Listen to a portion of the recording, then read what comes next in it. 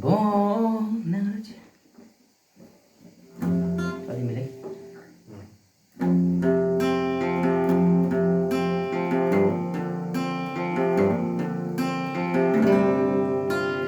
Bom na rojening nang duwe Ridam eta long damde Nang sonraje ke meke Indar ang bong ave Bom nang rajening nang duwe Ridam eta long damde Nang sonraje ke meke Bom nang rajening nang duwe Ridam eta long damde Nang sonraje ke meke Mindar ang bong ave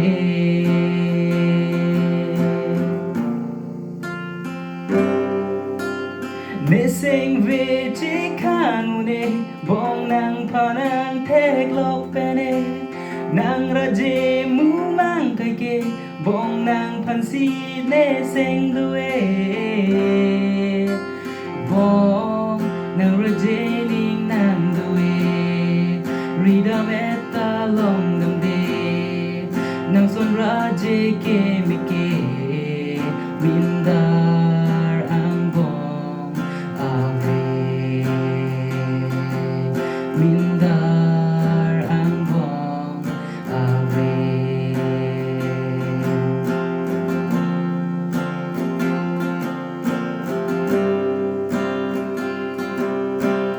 Rana marni doti kene Bong nang pansi jadi jine Suri suri kang hon kene Bong nang pansi pajir jine Bong nang rajening nang duwe Ridam eta long damde Nang son raje ke meke Bindar ang bong ave Bong nang rajening nang duwe Ridam eta long damde Nang son raje ke meke Bong nang rajening nang duwe Ridam eta long damde Nang son raje ke meke Mindar ang bong ave